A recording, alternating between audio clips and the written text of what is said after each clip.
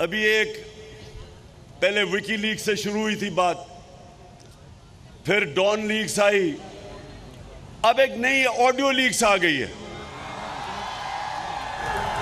मैं जरा मोटी मोटी चीजें, पहले तो ऑडियो लीक्स में एक चीज सामने आ गई कि ये जो चीफ इलेक्शन कमिश्नर है ये शरीफ खानदान का घर का नौकर है।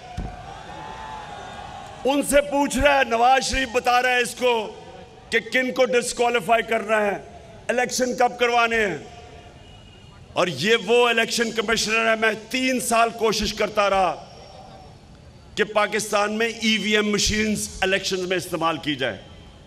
ईवीएम मशीन का क्या मतलब है कि 90% धांधली करने के तरीके ईवीएम मशीन की वजह से खत्म हो जाते हैं, फ्री एंड फेयर इलेक्शन हो सकता है।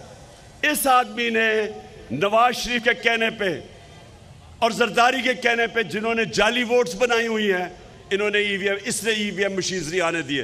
तो आज तो अगर इस पे थोड़ी सी भी, ये जो ऑडियो लीक्स हुई हैं, थोड़ी सी भी इसमें शर्म और हया हो तो आज रिजाइन कर दे। लेकिन क्योंकि इसमें शर्म और हया नहीं है तो इसको हमें रिजाइन करवाना पड़ेगा। दूसरी चीज, मरियम ने भी एक बहुत बड़ी डबल पीएचडी ली हुई है झूठ बोलने की। लंदन तो छोड़ो, मेरी तो बेचारी पाकिस्तान में भी कोई प्रॉपर्टी नहीं है। तो बाद में पता चलता है, भाई कहता है ये जो 4 बड़े बड़े मेफेयर के महलात हैं इसकी मालिका मरियम है।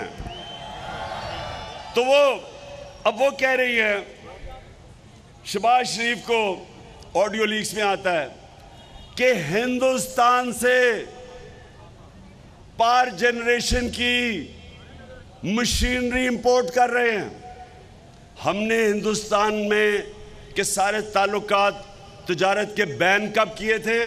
जब इनने कश्मीरियों की राइट्स की वायलेशन, इंटरनेशनल लॉ की वायलेशन की, United Nations security council resolution की वायलेशन करके 5 अगस्त 2019 इन्होंने कश्मीर की स्टेटहुड ले ली। तब हमने ताल्लुकात तोड़े थे। अभी तक ताल्लुकात टूटे हुए हैं, लेकिन दमाद, मरियम का दमाद वहां से मशीनरी बुला रहा है। और प्राइम मिनिस्टर चेरी ब्लॉसम क्या कह रहा है? तरीका बता रहा है कि इसको किसी और मुल्क से ले आओ, यानी बजाय गलत उसको कह के ना लेके आओ, तरीका बता रहा है कि किसी और तरीके से लेके आओ। फिर एक ग्रिड स्टेशन इसकी दमाद की हाउसिंग सोसाइटी में लग रहा है।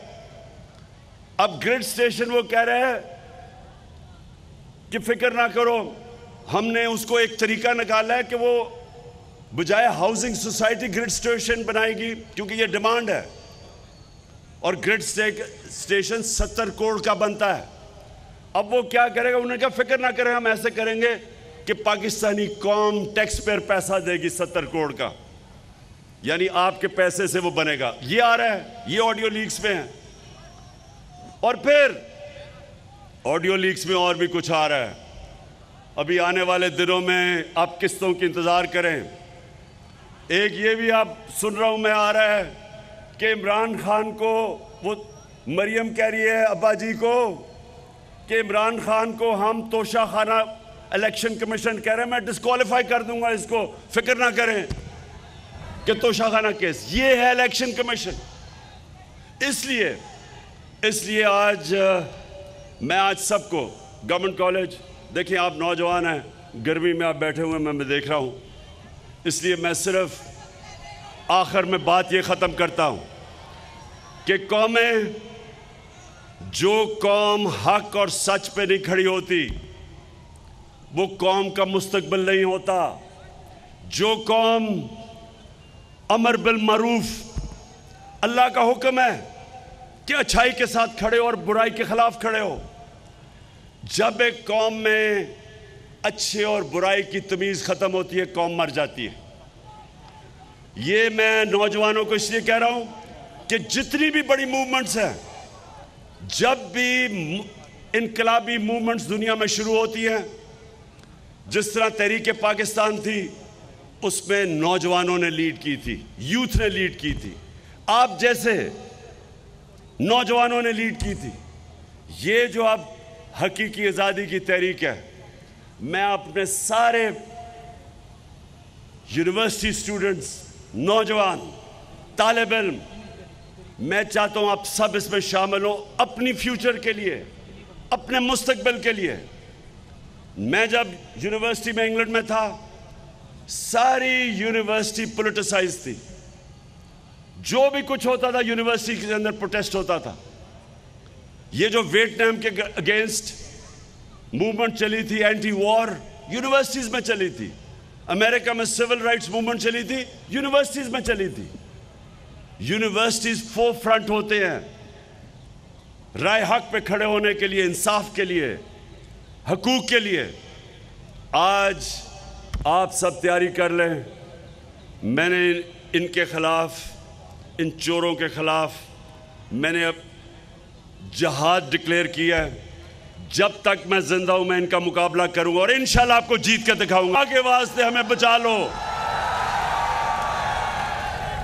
तो वो मुल्क 5 महीने पहले इकोनॉमिक सर्वे ऑफ पाकिस्तान के मुताबिक जो इन्होंने पब्लिश की है, जिसके अंदर 17 साल के बाद पाकिस्तान की बेहतरीन परफॉर्मेंस थी, वो मुल्क का आज प्राइम मिनिस्टर कह रहा है कि जी हम अपने कर्जे नहीं वापस कर सकते, हमारा दिवालिया निकल गया है, खुदा के वास्ते हमें पैसे दे दो।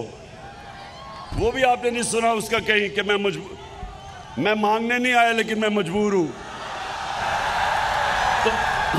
तो गवर्नमेंट कॉलेज देखें, ये अगर इन लोगों को हम अपने ऊपर तस्लीम कर लेते हैं, मैं आपको यकीन दिलाता हूं कि जो मुल्क अपनी आज़ादी राय हक पे खड़ा नहीं होता, नाइंसाफी का मुकाबला नहीं करता, तो अल्लाह कुरान में कहता है कि मेरी ज़मीन पे निकल के देखो कितनी कौमें मैंने तबाह की जो मेरे हुक्म पे नहीं चली।